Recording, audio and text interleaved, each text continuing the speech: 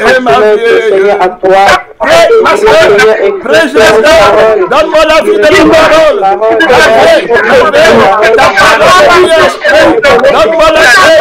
Mon Père, le vainqueur, c'est toi. Seigneur, ta parole est ma force. Ta parole est ma victoire. Seigneur, je t'aime. Et la vie demande un esprit, demande en vérité. Tu ne vas pas mourir, tu vas vaincre. Je serai vainqueur, tu vivras. La parole est la vie. Demande la vie de la parole. Envoie-moi la vie, la vie de la parole, la vie de la parole, le sang de la parole, l'âme de la parole. De la parole, c'est moi qui me mange, ne mourra jamais, c'est moi qui boit mon sang à la vie en lui-même. Hey! Alléluia! Alléluia! Alléluia! Je demande l'âme de la parole, l'âme de la parole, la vie de Jésus, c'est la vie qui m'a sauvé, c'est la vie de Jésus qui m'a sauvé. Et de moi aimer la vérité. Oh la Dieu, mon frère, ma soeur, aide-moi, te connaître de tout aspect de contrôle pour entrer dans la prière, dans la communion avec Dieu. Réponds-moi, c'est quoi la parole? Réponds-moi, c'est ta parole. Oh mon Dieu, prends pitié. Enseigne-moi avec la vie de la parole. Alléluia. Qui va enseigner comme toi. Qui va enseigner comme toi. Qui va enseigner comme toi. Enseigne-moi avec la vie de la parole. La parole qui est la vie et la vérité. Enseigne-moi. Alléluia. Oh, gloire à Dieu. Oh, gloire à Dieu. Oh, gloire à Dieu. C'est la seule personne. Et ta parole ne se donne pas de nous. À toi la gloire, à toi l'adoration, reçois l'adoration, reçois le condamné, la force des vainqueurs, la victoire des élevés, au nom de Jésus vainqueur. Oh, alléluia, alléluia, je suis sauvé, je suis délivré, mon Père à la parole, à toi la gloire, au nom top puissant de Jésus-Christ vainqueur. Amen, amen, amen. Je baisse le micro très clairement. Le Saint-Esprit nous fait entrer dans l'âme de la parole, dans l'âme du message, en nous demandant, incitant, en nous conseillant, en nous conduisant de prier pour la vie de la parole. Quel raccourci, quelle révélation, mon frère, ma soeur. Sens-toi privilégié d'avoir participé à cette rencontre où le Saint-Esprit dévoile le secret de la victoire, le secret de l'immortalité, mon frère. Demande directement la vie de la parole dans le but de Jésus-Christ, le but du salut, ce qui était dans le cœur du Père, ce qui était dans l'Esprit de Dieu, dans la pensée de Dieu.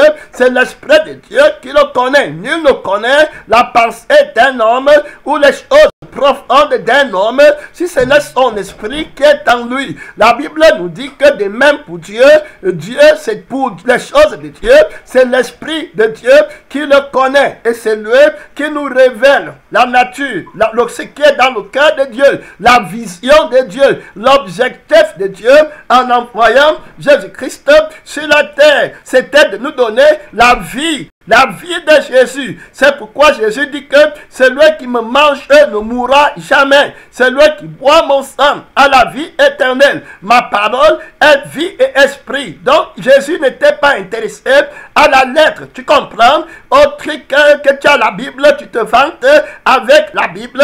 Tu dois manger la chair de Jésus et boire son sang depuis la Genèse. C'est ce qu'il a enseigné avec l'agneau qui avait été immolé. quand Abel a offert le sacrifice, voilà, il y avait la chair de l'agneau et puis il y avait le sang de l'agneau. Les deux parlaient pour la rédemption de l'humanité, de l'homme.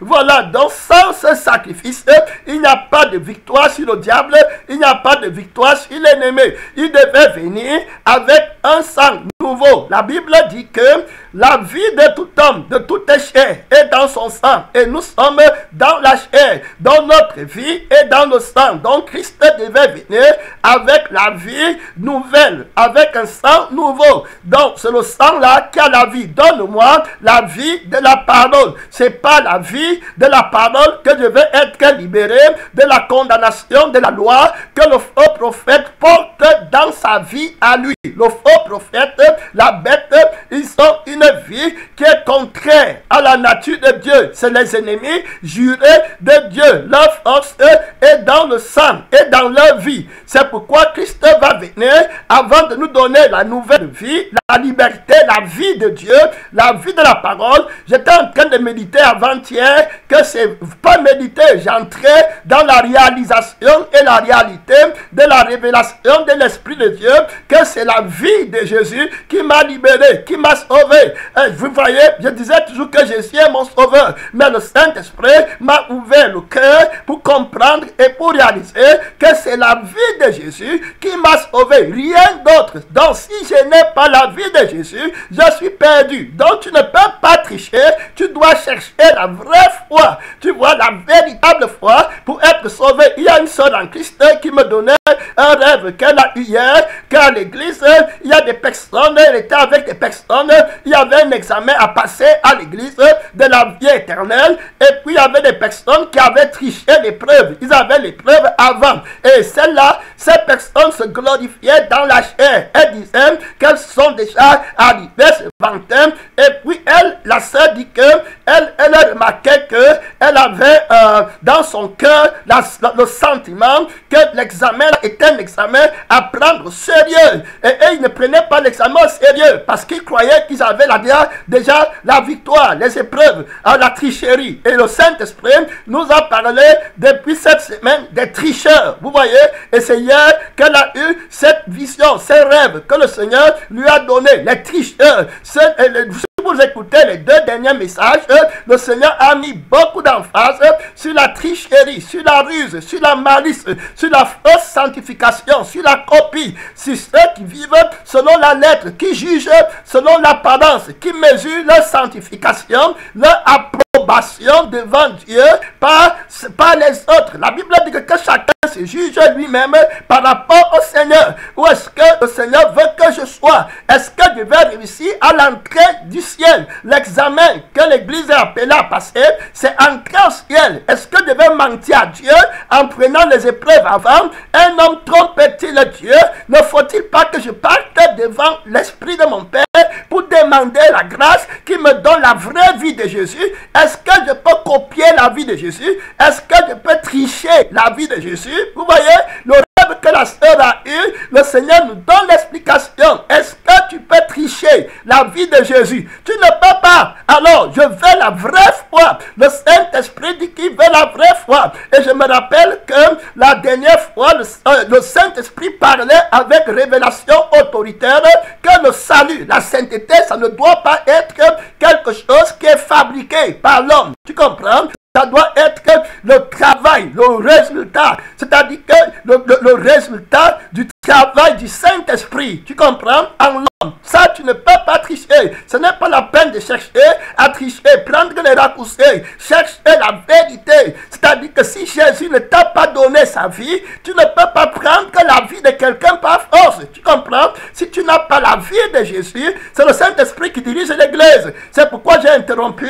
à la deuxième requête de prière. Du coup, parce que j'ai vu l'entrée du Saint-Esprit magistralement, triomphalement, pour conduire, pour battre le faux prophète qui veut me faire programmer les messages. Alors, quand c'est pas le cœur, le Saint-Esprit le bat de vitesse, il bat le vieil homme, il attire l'homme nouveau, que je suis devenu par le cœur, par les cordages d'amour, pour aimer mon frère, pour parler des choses du royaume des cieux, qui feront en sorte que mon frère s'éveille. Ce n'est pas la blague, tu comprends? quand tu pries, beaucoup d'entre nous mentent et trichent dans la prière parce que l'attitude qu'ils ont dans leur cœur pour prier est une attitude que l'Esprit de Dieu ne peut pas bénir. Premièrement, cette attitude est fausse et ce commencement est faux parce qu'ils ne réalisent pas que la sainteté qu'il faut avoir pour aller au ciel ne peut nullement venir de ton travail et de tes efforts. Tu peux travailler du matin jusqu'au soir. Jésus va dire que devant moi, tu es en train de travailler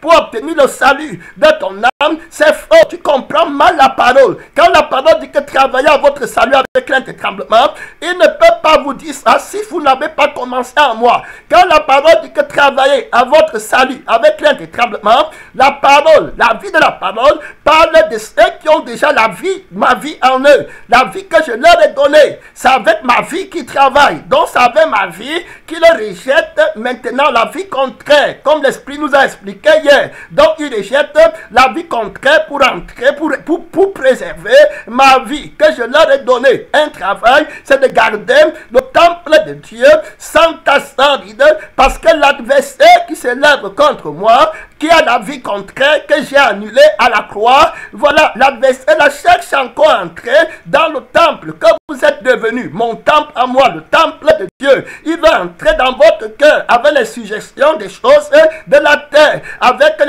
la séduction de votre quête sur la terre. Si vous aimez vos vies, alors vous allez tâcher ma vie et puis vous allez perdre ma nature, qui est la sanctification. C'est dans cette optique que je dis aux gens de travailler à leur salut avec crainte.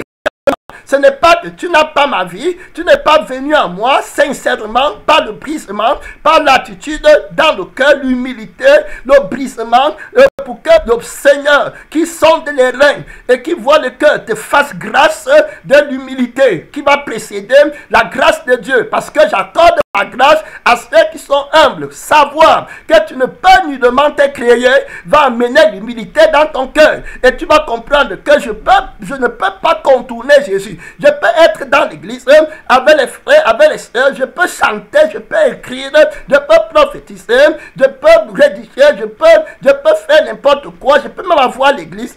Tout ça, je peux même être leader. Mais si Jésus ne me connaît pas, s'il ne m'a pas personnellement rencontré, tout le boucan que je fais à l'extérieur sera révélé comme le mensonge au dernier jour. Voilà ce que le Seigneur donne dans l'explication du rêve que la sœur a. Dans la sincérité, dans la préparation à l'examen pour entrer au ciel. Ce n'est pas les petits voyous, excusez-moi, qui trichent. Parce que si vous écoutez les messages de la foi dernière, le Saint-Esprit montrait que beaucoup de personnes apportent à l'extérieur une sanctification qui n'est pas de l'intérieur, et que c'était le symbole ou bien alors la préfiguration des personnes qui apportent devant Dieu, qui montrent, qui travaillent quant à la chair, mais à l'intérieur ils n'ont pas la sainteté. Donc quand on va leur demander où est la sainteté du cœur au dernier jour, ils ne peuvent pas montrer. Tu comprends? Parce qu'ils ont triché. Ils sont pas entrés par la porte dans la bergerie. Ils sont passés par la fenêtre. Ils n'ont pas la sainteté que Dieu demande. Le résultat, quand on va les scanner à la frontière du ciel, ils ne pourront pas entrer. Vous voyez très clair. Parce qu'ils n'ont pas reçu la grâce de Dieu. Ce n'est pas Jésus qui leur a donné sa vie. Tu comprends? C'est la vie de Jésus qui a vaincu le monde. Si tu n'as pas reçu cette vie, Jésus dit aux Juifs dans Jean, chapitre 6, je vais revenir, mon point c'est le cantique funéraire. Mais vous voyez, quand le Seigneur prend une percée comme ça, il faut souvent le suivre toujours, parce qu'il voit ce que je ne vois pas, il connaît ce que je ne connais pas, il a une sagesse, mon frère, éternel. Tu comprends? Il pose les fondements. C'est lui le bâtisseur, c'est lui qui est plus grand que Salomon, c'est lui qui construit par la parole. La Bible dit que la femme sage construit sa maison, alors que la femme insensée la détruit. Le Seigneur est le bâtisseur, l'époux de l'église, c'est lui qui construit, et il construit par la parole, la sagesse de la parole, la prédication de la croix. Tu comprends? C'est ça qui est la sagesse qui construit l'église, qui est un temple de Dieu. Donc la révélation de la prédication de la croix, c'est la manifestation de la sagesse vainqueur de la parole de Dieu qui va vaincre Satan, qui veut détruire la maison, avec les tempêtes, avec les tornades. La sagesse là va le vaincre. C'est pourquoi il dit que mon fils passe à la vitesse supérieure. La force qui va vaincre la tempête du péché, qui vient de l'extérieur, pour entrer dans ton temple, dans toi, qui est mon temple maintenant. La vie du faux prophète, la vie des passions de la chair et des désirs qui renversent la sainteté, la vie de l'âme que j'ai créée, l'âme nouvelle. Alors cette force qui va les vaincre, ça doit être ma vie. Donc ce n'est plus la lettre, la connaissance stérile, ça doit être la vie de la parole. Je suis la parole, mon nom c'est la parole de Dieu. Donc j'ai une vie, je suis vivant, vous vivrez aussi. Je vous donne ma vie pour vaincre la tempête, tu comprends? Je suis le bâtisseur, je suis plus grand que Salomon pour construire un temple glorieux où je vais habiter. Tu es le temple du Saint-Esprit. Je ne tolère aucune destruction. C'est moi qui reconstruis le temple de Dieu par ma résurrection. Je donne ma vie pour que tu vives par moi, en moi, oui, et pour moi. Donc tu dois voir ma vie. Tu dois tout faire pour me connaître. Quand tu jeûnes, tu ne jeûnes pas en vain pour aller causer, mentir et puis faire le bruit, avoir les sensations dans la chair. Tu ne jeûnes pas pour parler en langue. Tu ne jeûnes pas pour faire les miracles. Parce que j'ai déjà dit que tu peux faire les miracles, aller dans le feu éternel. J'ai déjà dit que tu peux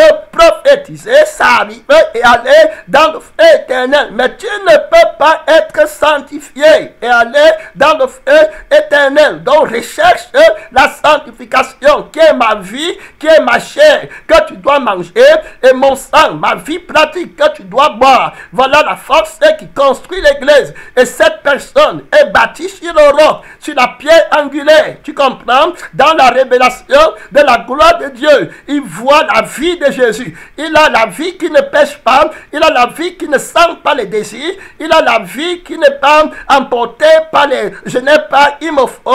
Il a l'innocence d'un petit enfant. Il est comme le premier Adam quand Adam n'avait pas péché. Il était nu malgré son âge.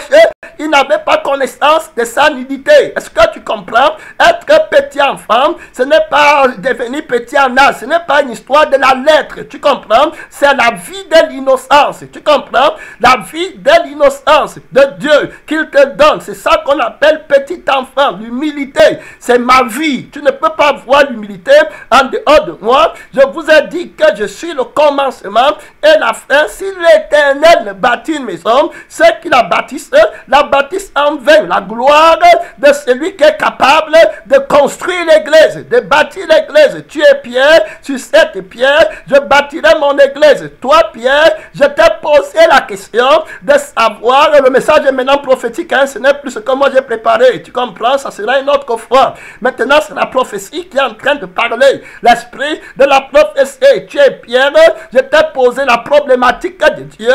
Alors, qui dit-on que je suis?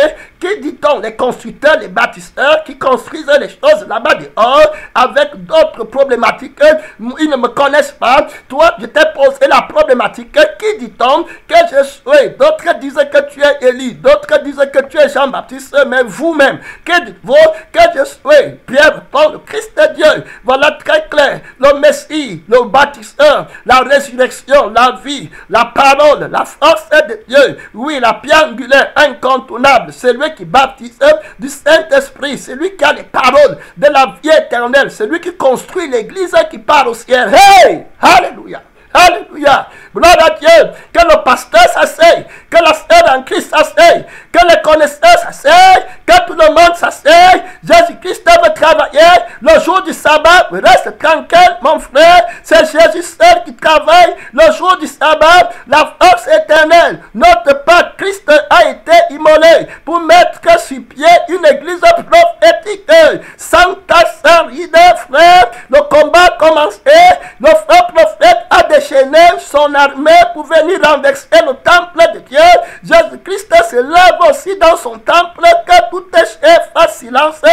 Toute chair qui veut s'élever va tomber sous le jugement de Dieu. Jésus-Christ est dans la lutte contre la chair, contre l'âme qui triche, contre l'âme qui sait Dieu par l'apparence, par le mensonge, par les sentiments du corps, par les réflexions, les calculs, les tricheurs, les gens qui ne sont pas élus. Tu comprends? comprends, qui ne veulent pas passer, qui ne veulent pas s'humilier, qui ne veulent pas dire la vérité, que je n'ai pas encore la vie. Je suis là depuis, mais mon cœur est stérile. Jésus-Christ, aie pitié de moi, aide-moi. Tu es la vérité. Les gens qui ne veulent pas fléchir les genoux devant Jésus-Christ, qui ne veulent pas se prosterner en esprit et en vérité. Jésus dit qu'il ne les veut pas, il veut les vrais adorateurs. Ceux qui adorent Dieu en esprit et en vérité. Il est là pour construire une église que le faux prophète ne peut pas renverser. Il est capable. Il a dit, on revient là, je lisais tout à l'heure, je voulais lire dans le livre de Jean chapitre 6 où il a dit que si tu ne bois pas son sang, tu n'as pas la vie en toi-même. C'est-à-dire que si tu n'as pas la force qui peut vaincre le péché, tu comprends, qui peut vaincre l'âme du faux prophète, qui peut vaincre l'âme de la condamnation, tu n'as pas la force qui peut vaincre l'âme de la séduction, tu vas tomber au jour du jugement. Moïse va te condamner parce que tu es dans la vie du péché, tu es dans la loi, tu n'es pas dans la grâce. Pour passer de la loi à la grâce, ce n'est pas le pasteur qui te fait passer là-bas, ce n'est pas l'église qui te fait passer là-bas, ce n'est pas la chair et le sang qui te fait passer là-bas, c'est Jésus-Christ qui est capable de te faire traverser le Jourdain. Tu comprends, mon frère, ma soeur, c'est le chef de l'armée de l'Éternel, celui qui est fort dans le combat,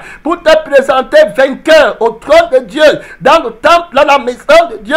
Il construit sur la terre maintenant au 3e millénaire une église, mon frère, qui va renverser la gloire du monde, qui va renverser la gloire des rois du monde, une église qui va refléter sa gloire, une église qui va enseigner au monde qu'il existe un royaume 1000 fois meilleur que la leur, il existe une richesse 1000 fois meilleure que leur richesse, il existe une santé 1000 fois meilleure que leur santé, il existe une connaissance 1000 fois meilleure que leur connaissance. Il existe une espérance 1000 fois meilleure que leur espérance. Et c'est pourquoi il parle du millénaire, mon frère, pour montrer 1000 fois la supériorité de la gloire du ciel sur la supériorité de la terre. Très clair, le règne éternel dont il est sur pied, il est là pour travailler dans la prophétie, l'église qu'il veut bâtir de la vie éternelle, comme le nom l'indique,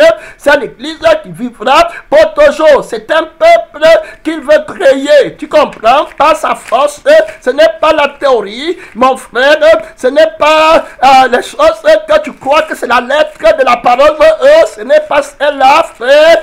Et là, maintenant, il va traverser le pasteur, il va traverser la chair, mon frère, il va traverser l'homme. Le monde doit le voir. Il doit juger d'abord la chair dans l'église. L'âme du faux prophète doit tomber à l'église, dans le temple de son Père, là où il pose les pieds de sa sainteté. Jésus-Christ va enlever les gens de l'église qui sont des rusés, des sorciers, des gens qui ne veulent pas être purifiés. Il va les détacher. Il ne veut pas de saleté. Si quelqu'un veut être à lui, qu'il soit à lui complètement en esprit, en vérité. Si tu t'amuses, tu peux mourir avant ton temps, frère, ma soeur. Le Seigneur t'appelle à la vraie repentance, à la vraie restitution, au véritable engagement, à ceux qui connaissent le prix, à ceux qui ont les yeux pour voir, pour savoir où l'Esprit les conduit, aux amis intimes de Dieu. Il dit à Abraham, cacherai-je ce que je vais faire à Abraham, cacherai-je au pasteur là ce que je vais faire, ne deviendra-t-il pas le père d'une grande nation très claire que j'ai créée? Je l'ai choisi pour qu'il enseigne à sa maison après lui de craindre l'Éternel. Je l'ai placé en tête, il est avec moi, c'est moi qui suis en lui. Mon frère, est-ce que tu comprends? Il est sur la terre ici maintenant pour créer une église. Il veut bâtir. Il dit que les hommes de Ninive vont se lever contre cette génération parce qu'ils sont venus de loin témoins pour écouter. Donc ils se sont repentis à la prédication de Jonas qui a fait 3 jours et 3 nuits dans le ventre du poisson. Il est sorti avec un message particulier pour aller prêcher à Ninive. Tu comprends? Il a prêché à Ninive et puis il y a une nation sainte qui est née de Ninive avec 12 000 personnes, 120 000 personnes qui étaient sauvées à Ninive. Donc l'image est de 12 disciples où chaque disciple remporte 1000 âmes. Donc quand tu multiplies 12, voilà, 1120 disciples comme ils étaient au jour de la Pentecôte 120. Alors tu multiplies par 1000, une personne a remporté 1000 âmes pour le Seigneur. La force de Dieu, très clair. Le témoignage qui peut amener à la repentance, qui peut détourner la colère de Dieu, qui peut créer une église qui va détourner la destruction. Voilà, très clair. Et qui va survivre même le déluge, très clair. La mort et la résurrection, le témoignage de Jésus. Donc l'église qui veut construire, l'église qui veut bâtir, ce n'est pas quelque chose de main d'homme. S'il ne t'a pas attiré, si tu ne sens pas que ton cœur est vivant, laisse-la ton offrande. Va d'abord chercher la vie de ton cœur complètement. C'est du cœur que viennent toutes les choses. C'est de ton cœur. Garde ton cœur plus que toutes les choses. Car de ton cœur viennent les sources de la vie. Tu travailles pour Dieu. Ton cœur est indifférent, est stérile. Tu es inconstant. Tu es lourd. Tu es dans la monotonie. Dieu ne te connaît pas. Le temps ne fait que passer, passer, passer, passer, passer. Tu crois que tu vas dans le ciel, mon frère. Ce n'est pas la vie de Jésus que tu as. La vie de Jésus, qui est la vie de la parole, qui est la vie du témoignage, c'est la seule vie qu'il a montrée sur la terre. Quand tu as la vie de Jésus, que tu as reçue, c'est-à-dire que la vie de la parole qui combat la vie du péché, la vie là, tu vas vivre comme Jésus lui-même. Tu comprends? Rien pour toi. Ta famille devient la famille du ciel. La famille, tes frères, les sœurs en Christ. Tu ne vas pas te refroidir. Mais quand tu commences à dire que ma famille, c'est les enfants du sang de la chair, tu vas retomber. Je te parle d'un grand mystère. Hey, mon frère, donne ton enfant à Jésus. Donne ta mère à Jésus. Le roi Saül va mourir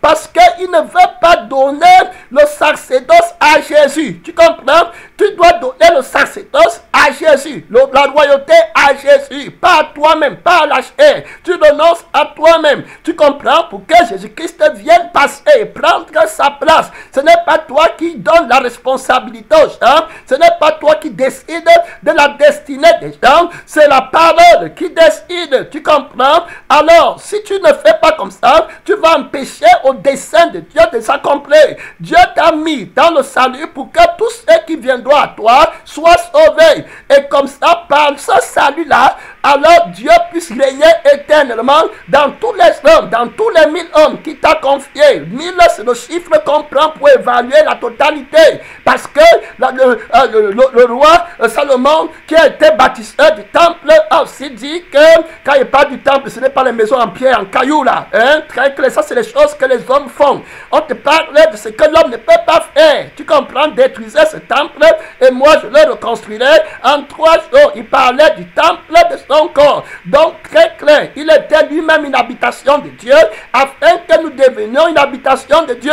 Il dit que ce que je fais, ce n'est pas moi qui fais, c'est le Père qui habite en moi, qui fait les œuvres. Très clair. Donc le chrétien aussi, ce n'est pas lui qui va faire les œuvres, c'est le Père qui habite en lui, qui va faire les œuvres. Donc apôtre Paul dit que le Père là habite en moi, c'est Christ qui habite en moi, puisqu'il sera appelé Père éternel. Il habite en moi, c'est lui qui fait les œuvres dont je suis fort, je ne tombe pas, parce que c'est lui qui vit en moi. Il a construit un temple que personne ne peut renverser. Il a vaincu le monde. Il a dit que vous aurez des tribulations dans le monde, mais prenez courage, j'ai vaincu le monde. Tu comprends? Il a vaincu. Il veut mettre sur pied une église si répréhensible. Voilà la force de son témoignage. La Bible dit de lui, dans 1 Pierre 2, verset verset 8, que voilà très clair, vous au contraire, vous êtes une race élue. Tu comprends? Le vrai chrétien qui va mener au ciel, qui va entrer au ciel sans casse, il est le fruit, le résultat de la force de Jésus. La Bible dit que lui, il a vaincu ce chrétien-là à cause du sang de Jésus. Tu comprends? Le sang de l'agneau, c'est la vie de l'agneau, dont la prière que le frère a donnée est dans la ligne de la prophétie. Quand tu parles avec le cœur, quand tu fais les choses avec le cœur, quand tu veux entrer dans la connaissance de la vérité, le Père va t'ouvrir les portes que personne ne peut fermer. Il est juste quand le Saint-Esprit en toi commence quelque chose parce qu'il a vu la vérité, l'amour de la vérité en toi, il va te révéler les choses. Tu vas participer. Tu es là maintenant parce qu'il t'a appelé et tu écoutes des choses, des merveilles. Est-ce que tu fais partie de cette race que Dieu a créée? Non, on ne dit pas ceux qui sont là dans la chair. Il est aussi en train de dire qu'ils sont... Non. Est-ce que tu es fait partie de ceux qui disent qu'ils ne sentent pas le péché dans leur corps, dans leur âme, dans l'esprit? Ils sont libérés, ils triomphent dans l'amour. Le Seigneur leur a promis la paix, la vie de la parole, la vie là. Parce que je voyais que le message est parti sur la requête de prière, qui a dit prie pour que Dieu te donne la vie de la parole. Si j'ai la vie de la parole, tu ne peux plus me condamner. La parole qui dit qu'elle ne ment pas, j'ai la vie qui ne ment pas. C'est terminé. La loi est tombée. Donc la loi n'est pas pour la vie de la parole. Et la loi n'est pas contre la vie de la parole. La loi n'existe pas quand je suis dans la vie de la parole. Parce que la vie de la parole ne vit pas par la loi. Est-ce que tu comprends? Jésus ne vit pas. La loi était là pour protéger la vie de la parole. Donc quand Jésus dit que je suis venu accomplir la loi, c'est que je suis venu vous donner la vie qui accomplit la loi.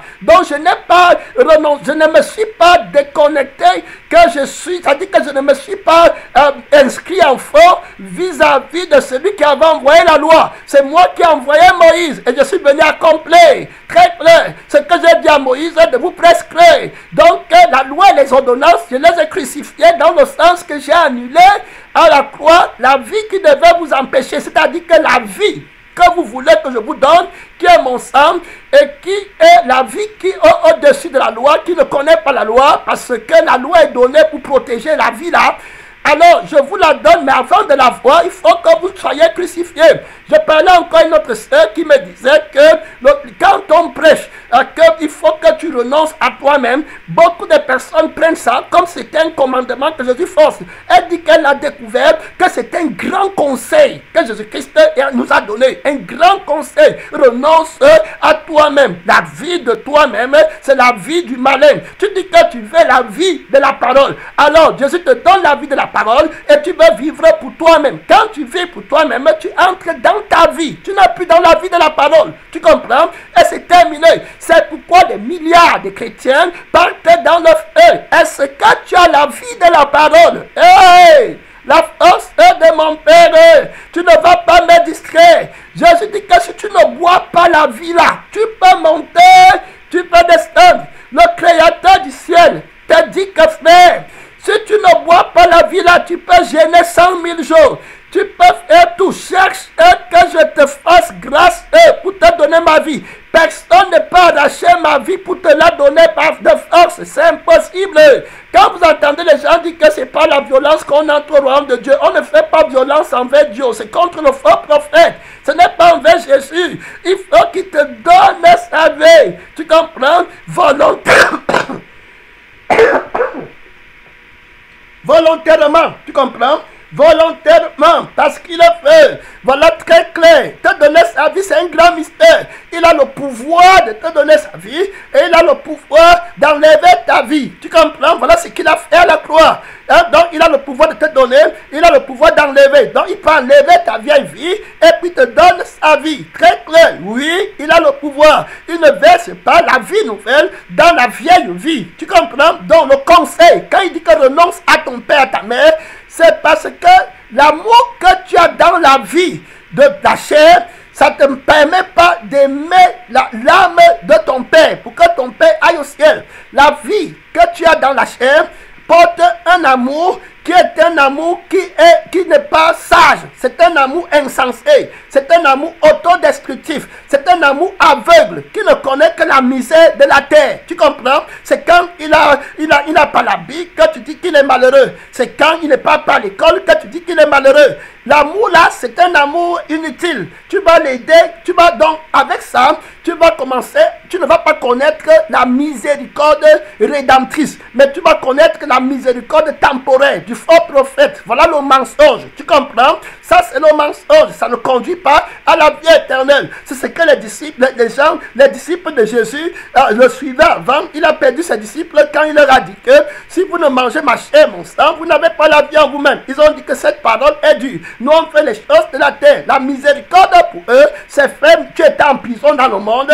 Alors, celui qui peut te libérer de la prison du monde, il est pour toi le miséricordieux. Mais il n'en est pas ainsi dans la vie de Jésus. Tu comprends? Dans la vie de Jésus, dans le sang de Jésus, la misère, voilà que tu vas connaître pour ton prochain. Ça sera la misère du feu éternel. La Bible dit qu'ils brûleront dans le feu, dans le soufre ardent de feu, jour et nuit, pour des siècles et des siècles. Voilà ce que le sang de Jésus connaît. Quand Jésus pleure, tu comprends? Quand Jésus-Christ ressent, quand il connaît, il regarde la douleur, il regarde la souffrance d'une personne qui va être tourmentée dans le souffle ardent de feu pour des milliards de siècles. Il ne pourra plus sortir. Il est enfermé dans une boîte, il est enfermé dans un engrenage, il est enfermé dans un conteneur, il est enfermé dans un puits de feu, il est enfermé dans un volcan. Hein, tu comprends? D'une montagne qui est en train de s'embrasser. Il est dedans pour des siècles. Imagine-toi l'état de son âme.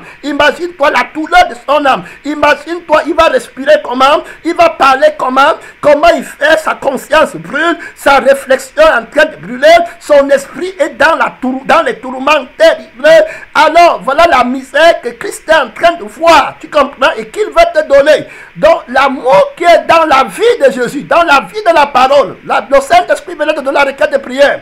Et c'est lui qui donne la direction maintenant de l'Église. La vie qui est dans le sang, dans l'amour et la rédemption et la miséricorde, qui est dans la vie que Jésus va te donner, va se gâter. Quand tu veux mélanger ça avec la miséricorde de la chair, tu comprends? Ça va se gâter. Tu vas voir, tu ne pourras pas prier corps, âme et esprit, comme lui-même il a prié à Golgotha. Sa sueur est devenue de sang pour sauver ton âme. Tu ne pourras pas, parce que lui peut faire comme ça, parce qu'il voit la vraie misère de l'âme. Tu comprends? C'est avec la révélation de la misère d'une âme, la misère qui est éternelle, c'est-à-dire que le tourment, la souffrance est éternelle, la malédiction éternelle, le problème éternel de ton prochain. Donc tu comprends? C'est quand tu connais ça que tu reçois maintenant la miséricorde rédemptrice. Et voilà la mission de l'Église. Quand servirait-il? Il revient encore de gagner toute la terre si tu perdais ton âme. Donc il te dit que la vie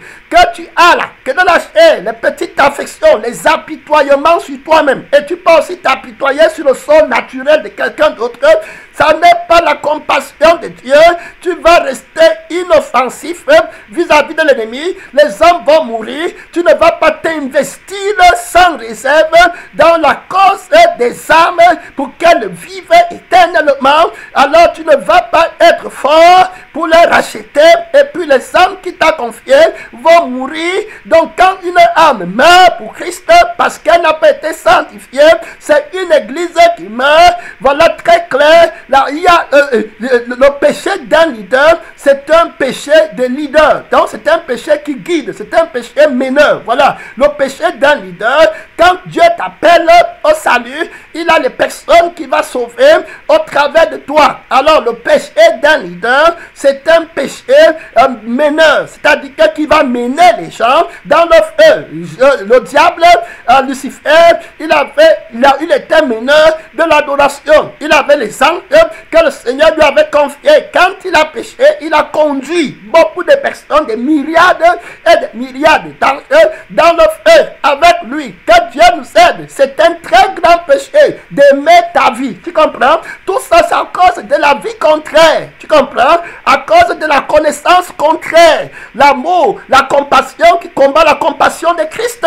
C'est pourquoi Jésus dit que te servirait-il qu'on te parle de ton problème? Il part même loin. Il dit que c'est lui qui aimera sa vie. Combien sont les personnes que tu cherches dans le monde pour les aider dans le monde?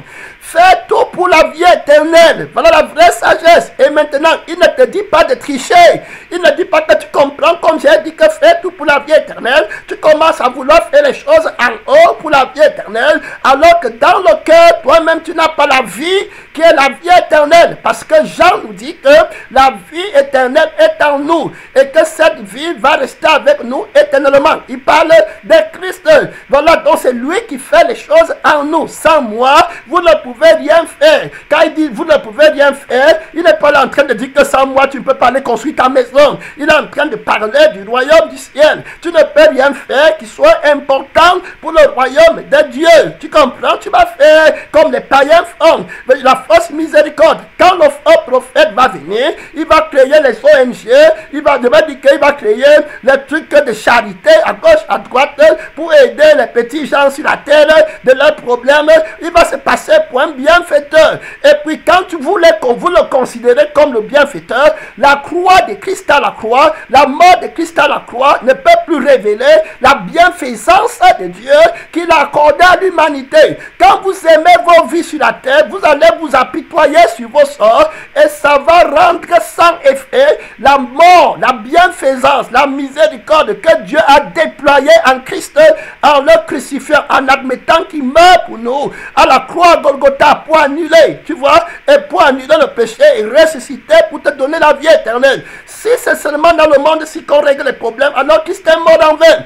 La miséricorde, la croix de Christ, c'est la vraie expression de la miséricorde de Dieu. Est-ce que tu comprends l'église miséricordieuse que Dieu va envoyer dans le monde avec une paix? C'est-à-dire que l'église là va être contente, heureuse, sans maison, sans voiture. C'est un miracle incroyable. La joie qu'il va donner, le repas qu'il va donner aux frères ici, à l'église ici, à l'église du 3e millénaire, à l'église qui est sanctifiée, on s'appelait, il va déployer la force de sa vie qu'il va donner gratuitement. Et oui, ça lui a plu comme ça. Il nous a préparé pour cette heure. Tu ne peux pas changer sa frère, tu ne peux rien faire. Entre dans le plan de Dieu, entre dans la pensée de l'esprit de Dieu. Tu comprends, ne sois pas là pour vouloir critiquer, monter. Dieu te montre la porte d'entrée. Est-ce que tu veux y entrer? Il y a un frère qui est arrivé à la gloire au ciel avec Jésus. Il a vu les autres qui étaient rejetés. Et puis Jésus lui a dit, voici le ciel. Est-ce que tu veux y entrer? Le frère du Singibouda, il a dit à Jésus, oui Seigneur, je veux y entrer. Jésus lui a répondu une réponse légendaire, historique, oh, glorieuse. Jésus lui a dit que entre, je suis la porte. Oh, alléluia. Alléluia. Alléluia. Je n'irai dans aucune église où on ne parle pas de Jésus avec tout le cœur, toute l'âme, tout l'esprit. Ce n'est pas une observation des ordonnances. C'est la révélation de la vie, de l'amour, la vie de la parole que je connais, qui m'impose cette discipline. Donc ce n'est pas par la lettre. C'est pas l'amour que j'ai pour Jésus que je suis conduit à le suivre. Donc toi ne le suis pas par la lettre. Ne me copie pas à l'extérieur parce que tu me vois le suivre. Toi si tu veux faire, oui, Jésus dit que je comprends. Mais il faut que tu viennes à moi. Plutôt que d'aller à l'homme, viens à moi pour recevoir ce que lui aussi il a reçu. Parce que ce qu'il fait là, c'est moi qui suis le moteur de sa vie. Donc dans ta voiture là, c'est un autre moteur qui te conduit. Enfin, tu seras un tricheur. Laisse que c'est moi qui te conduise. Donne-moi ta vie. Renonce à toi-même, à tes désirs, à tout ce que tu appelles amour ou bien compassion. De ta chair, c'est faux. La maison là ne va pas tenir. Je veux construire une maison où mon père habite pour l'éternité. Une église glorieuse. C'est moi qui peux faire le miracle là. Tu ne peux pas construire. Tu dois venir à moi. Je ne t'ai pas appelé à construire par ta force. Si tu viens à moi, alors je vais faire tout le travail. Au travers de toi, ma vie est vivante. Ma vie n'est pas morte. Elle parle. Tu comprends? Ma vie va résister toutes les tempêtes. Je vais te donner la grâce de sauver. Tu comprends? Le chrétien, un vrai chrétien porte beaucoup de fruits. On voit aujourd'hui comment 120 disciples sont capables de porter 120 000 personnes. Une église glorieuse. Tu comprends? Que le Seigneur aime, c'est-à-dire qu'un olivier florissant. Il dit que je suis le tronc et vous êtes les branches. Très clair. Donc c'est moi. Très clair. Donc c'est moi. Celui qui démarre moi va porter les fruits parce qu'il vit par moi. Et moi je porte des fruits. Donc si tu n'es pas avec lui, tu vas tuer. Donc quand Jésus pleure sur une âme, il connaît l'important, il connaît ce que tu as perdu, ce qui a été détruit. On va revenir une autre fois sur le cantique funèbre. Tu comprends? De roi David sur Saül et Jonathan. Il va dire que Jonathan n'aimait pas son âme. Leur amour, c'était un amour de l'âme très clair qui était supérieur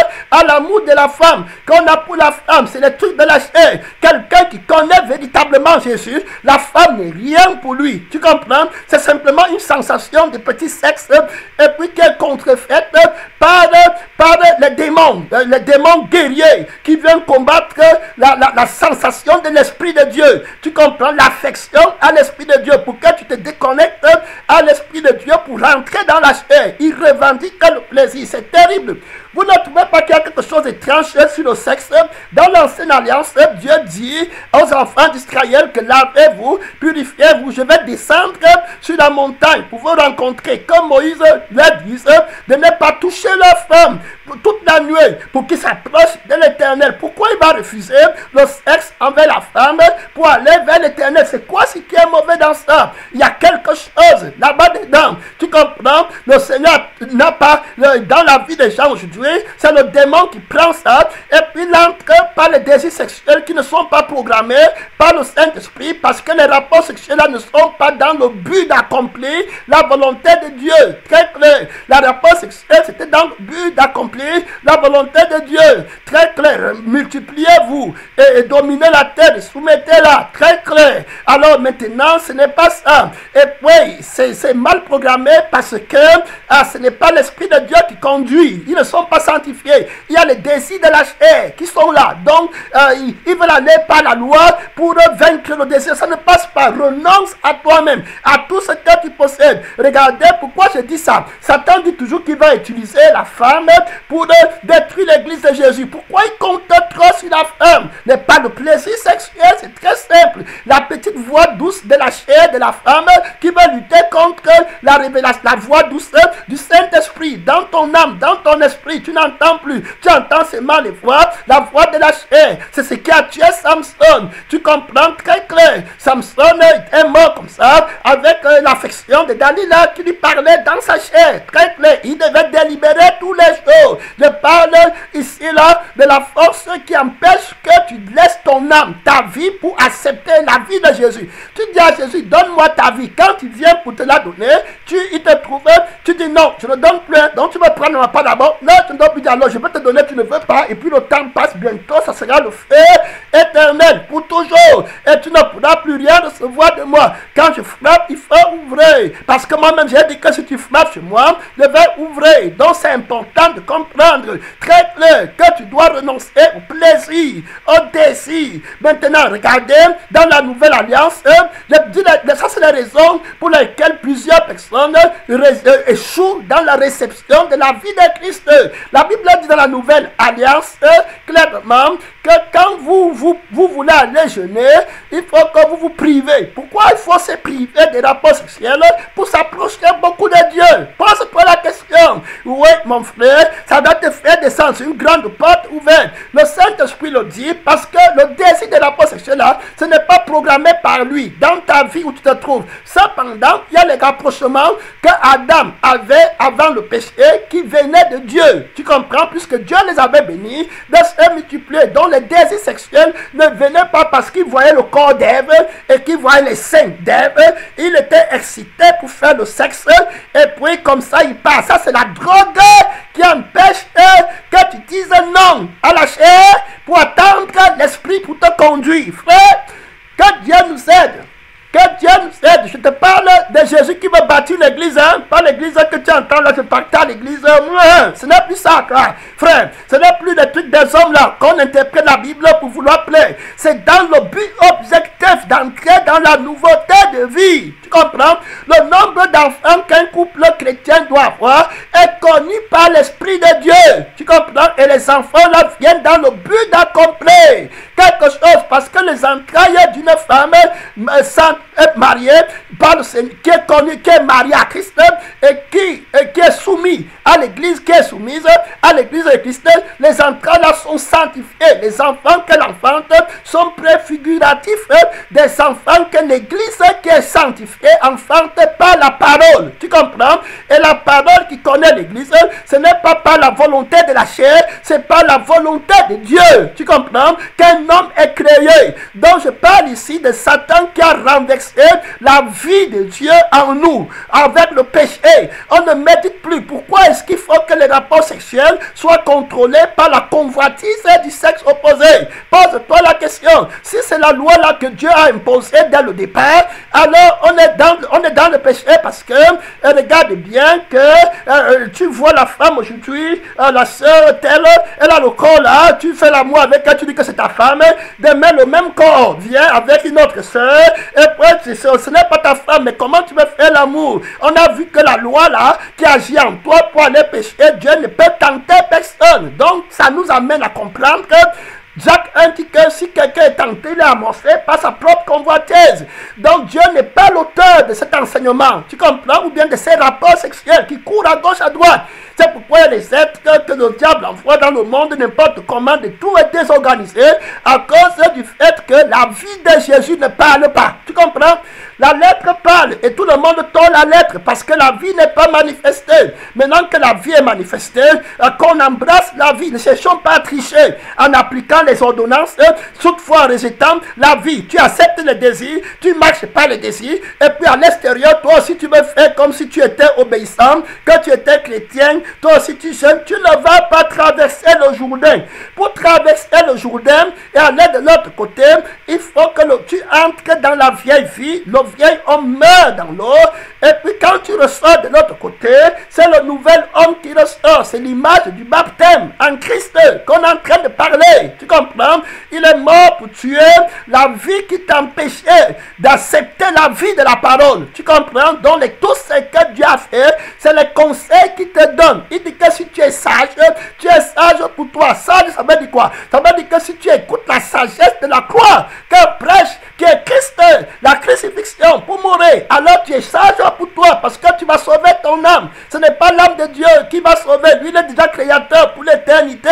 Il n'a pas créé le feu éternel pour toi. Tu comprends? Celui qui me déteste son propre âme. Tu comprends? Donc si tu détestes Dieu, tu te détestes ta propre vie. Comme Judas Iscariote qui va vendre Christ, il ne comprend pas qu'il est en train de vendre sa propre vie éternellement. Parce que Christ représente ta vie éternelle. Tu comprends? Si tu ne l'as pas, tu n'auras pas la vie de la vie éternelle qui est Christ, incontournable. Donc quand tu ne le suis pas, tu es le plus insensé.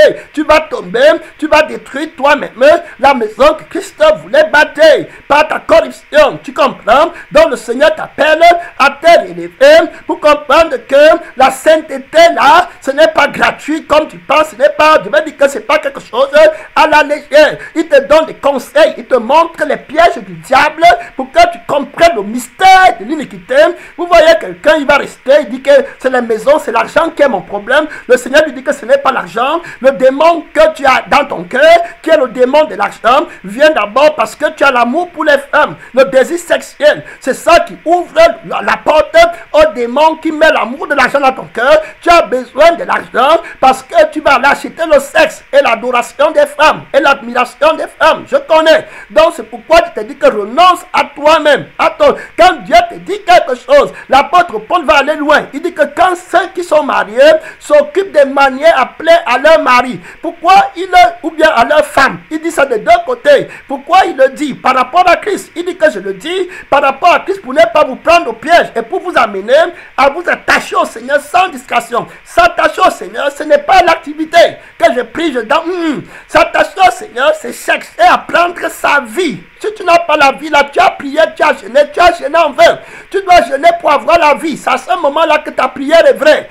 Tu dois gêner pour chercher la vie qui te justifie, qui triomphe du monde. Une fois que tu as la plénitude de cette vie, que ce que lui-même Jésus appelle les fleuves d'eau vive qui vont jaillir à ton sien, c'est fini, c'est la vie éternelle, ce qu'il a dit. C'est ça qu'on cherche, tu comprends? Quand je me lève le matin, c'est les fleuves d'eau vive là. C'est pourquoi je n'accepte jamais la lourdeur, jamais. Un vrai enfant de Dieu qui a les fleuves d'eau vive en lui, même dans une cellule de prière, même comme on prêche comme ça là directement, il va amener la vie là-bas. Quand on va du prier, tu vas entendre les alléluia, les gloires à Dieu, la descente de la présence de Dieu. Il a une fleuve, une source d'eau vive qui arrose les nations. Tu comprends? Il a trouvé le bonheur. Je l'ai trouvé, le bonheur éternel. C'est Jésus-Christ. Je renonce à ma vie. David dit que de ses amis, que ton amour était plus moi, l'ami fidèle. C'est-à-dire que Jésus-Christ, ton amour est supérieur à l'amour des femmes. Tu comprends? Très clair. Ce n'est pas quelque chose de désir sexuel qui te contrôle. Tu vois l'homme là, il ne vient pas la prière, tu vois, il monte et descend à cause du petit affection de la chair, à cause des enfants à la maison. Il renonce d'aimer la vie de Dieu qui peut donner la rédemption, la compassion, voilà, pour que les enfants aillent au ciel. Il garde les enfants pour lui-même, pour le plaisir. Donc le diable utilise la satisfaction de la chair pour t'empêcher de recevoir la vie de la parole. Est-ce que tu comprends? C'est pourquoi Dieu donne le conseil, renonce à toi-même, à tout ce que tu possèdes, à ta propre vie. Celui qui aime sa mère, ses frères, ses soeurs, plus que moi, il n'est pas digne de moi. Donc mon frère et ma soeur, c'est celui qui écoute la parole, c'est-à-dire que celui et qui la met en pratique. Il est en train de dire que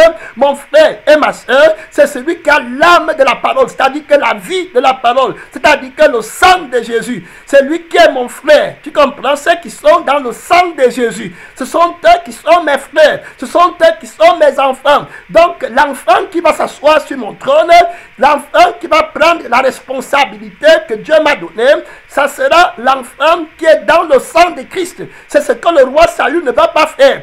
Il veut que ce soit Jonathan qui prenne la place, c'est-à-dire que l'héritage de la chair, de la malédiction, et il va mourir par Amalek, parce que c'est un Amalécite qui va le tuer. On a vu qu'Amalek, c'est le symbole de la chair, et c'est un Amalécite qui va le tuer, il va mourir par suicide, il va aller consulter le faux prophète, c'est-à-dire que Dieu va le livrer à un esprit de perdition, un esprit de séduction, pour qu'il croie au mensonge, parce qu'il n'a pas reçu l'amour de la vérité, pour laisser la vérité s'asseoir sur le trône. Il a voulu que ce soit la chair, il a allé au pensant de la chair. C'est pourquoi à l'église, il y a les partis pris. Les partis pris là, que tu crois que ton enfant, c'est à lui qu'on doit faire, ou bien tel, c'est le sang de la chair, ce n'est pas la vie de la parole. Renonce à ça. Dieu t'a beaucoup parlé.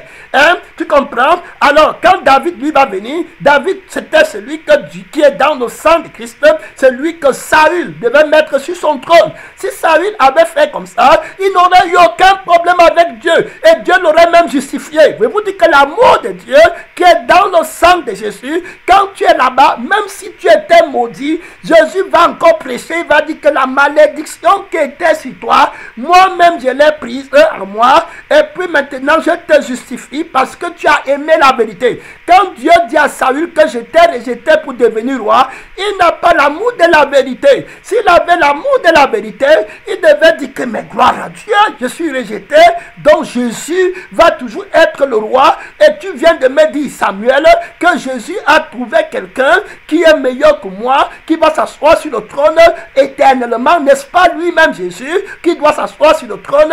Alors le même Samuel qui lui avait dit que Dieu t'a rejeté, il va lui dire que comme tu as accepté de me donner ta vie, c'est-à-dire que de renoncer à toi-même pour que je m'asseye, et que tu as aimé David maintenant, et que tu veux que David s'asseye sur le trône et non ton fils, c'est-à-dire que toi tu perds, tu renonces à l'homme naturel, à l'âme l'homme de la chair a la vie de la chair pour recevoir la vie de la parole. Tu as écouté ce que Samuel a dit, Samson a dit, ce que Samuel a dit, et maintenant tu veux la vie qui te justifie. Comme tu es ami à David, ton trône maintenant sera éternel parce que je te donne David pour fils. Est-ce que tu comprends la sagesse de Dieu, hein, qui justifie? Tu vas aller en enfer, tu dis que Dieu m'avait maudit. Tout le monde est enfermé dans le péché, afin de faire grâce à tout le monde qui veut sortir pour aller à Christ.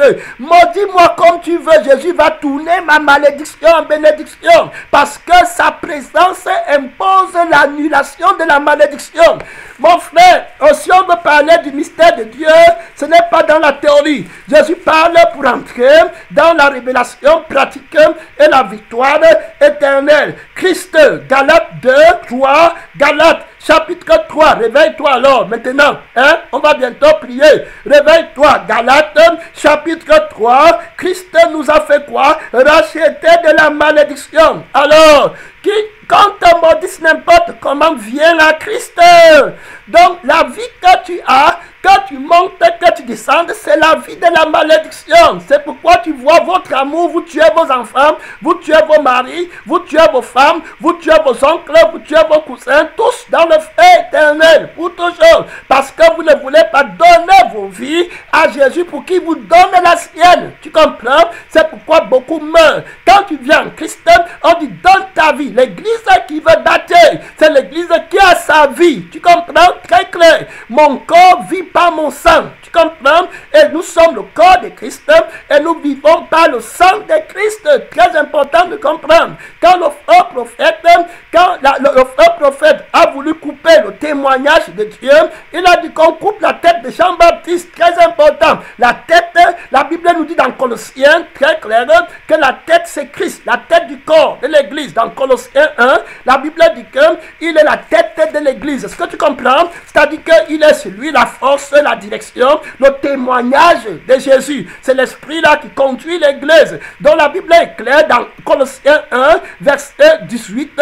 Il dit qu'il est la tête du corps de l'église. Donc quand on coupe la tête, on sépare la tête de Jean-Baptiste du corps. Le témoignage de Jean-Baptiste va mourir. Très clair. Et c'est ce que le faux prophète fait. Maintenant, pour empêcher à Dieu de mettre sur pied une église qui va aller au ciel, il va couper la tête du corps. Ça veut dire qu'il va séparer Christ du corps. Tu comprends? Qui est l'église? Parce que Éphésiens dit que l'église est le corps de Christ. Très clair. Donc il y a la tête, il y a le corps. C'est ça qui forme la victoire, le témoignage. Tu vas voir, c'est pourquoi les gens partent sur le diable, ils voient les hommes qui n'ont pas de tête. Très clair. Christ a une tête, l'église a une tête. L'église n'est pas une personne qui n'a pas de tête. Tu comprends? C'est Christ qui est notre tête. Donc nos têtes ne vont pas être coupées par les plaisirs du monde. Tu comprends? Parce que Hérodias dansait la musique, le monde est heureux, et c'est là-bas qu'on va couper la tête, le témoignage.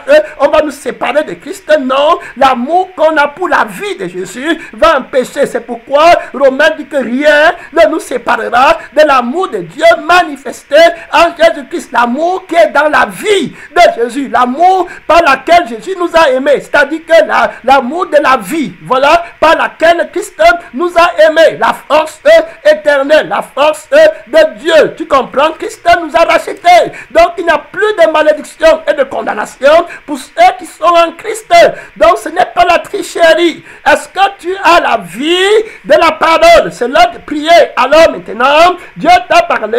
Ma soeur, réveille-toi. La lourdeur n'est pas à Christ. La lourdeur n'est pas dans la vie de Christ.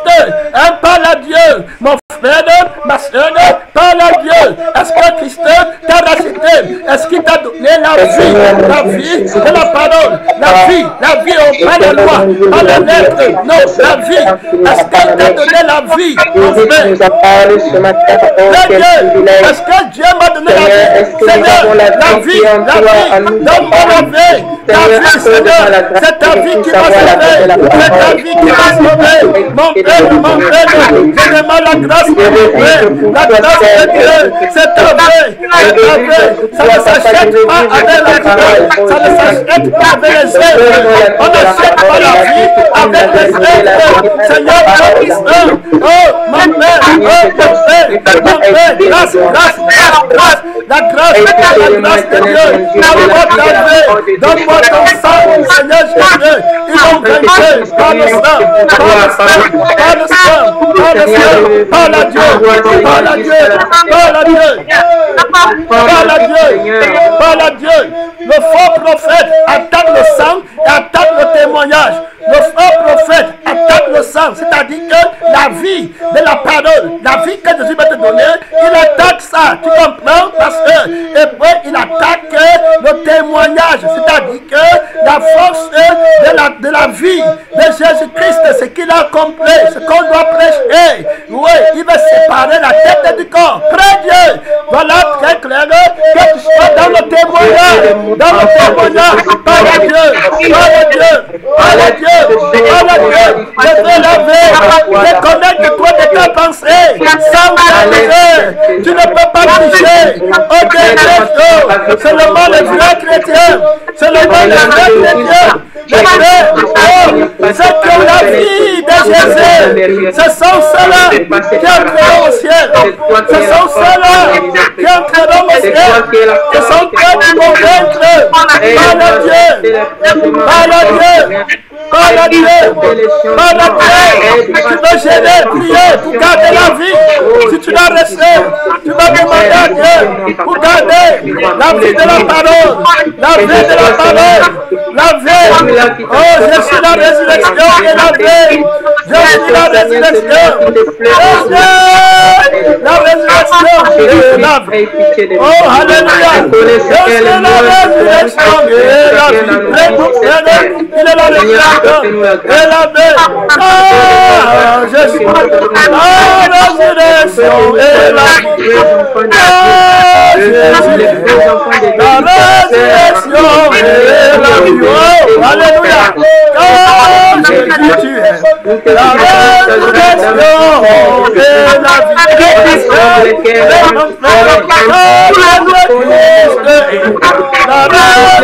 résurrection et la vie.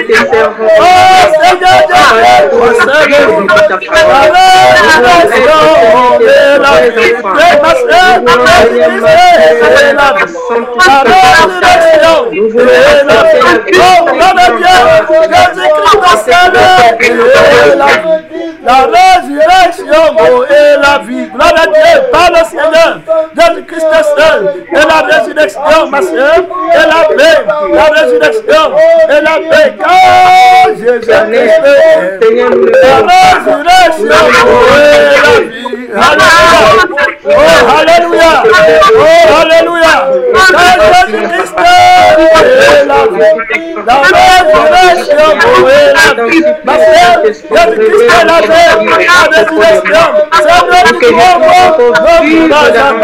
car je suis la résurrection et la vie. Alléluia, dans le Dieu très élevé, Jésus-Christ, la résurrection et la vie.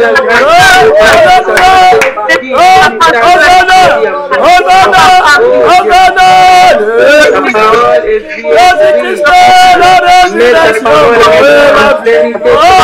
Alléluia, l'éternel, oh God l'éternel, Seigneur Jésus-Christ, la résurrection et la vie. Alléluia, c'est là qui croit, moi ne pourra jamais. Oh, celui qui a marché, parce que vous vivrez ici. La résurrection et la vie. La résurrection et la vie. Oh, alléluia, témoin de sa résurrection, témoin de la nouvelle vie, la vie de Jésus.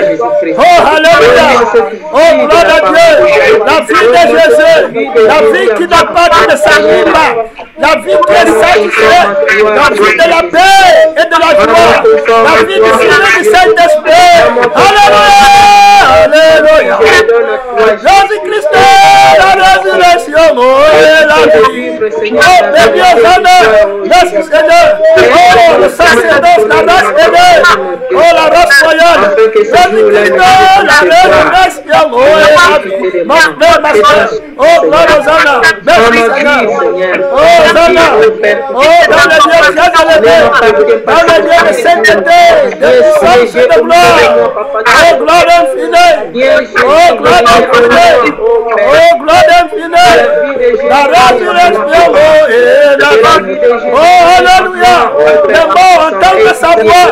Et ceux qui sont dans les sépulcres de vivre reçoivent la vie. Amen. La résurrection et la vie. Oh, alléluia, gloire à Dieu. La résurrection et la vie a été manifestée par l'évangile. Oh, alléluia. Il a bien décret de l'immortalité. Oh, par l'évangile. Nous Seigneur. Le monde doit connaître ta tête humaine. Au travers de nous, tu es vivant, Jésus. Tu es vivant. Merci Seigneur. Merci Jésus. Merci Seigneur. À toi la gloire. Oh, à toi la gloire. L'adoration. La victoire. Notre Dieu. Nos mérites. Oh, la résurrection n'est pas passage. Master, reçois la vie éternelle. Oh, gloire à Dieu. Je suis la vie éternelle. Jésus-Christ est la vie. Oh, merci Seigneur. Oh, merci Jésus. La vérité qui ne ment jamais. En vérité, en vérité. Mon frère, si quelqu'un me voit, il ne mourra jamais. Merci Seigneur. Merci Seigneur. Merci Seigneur.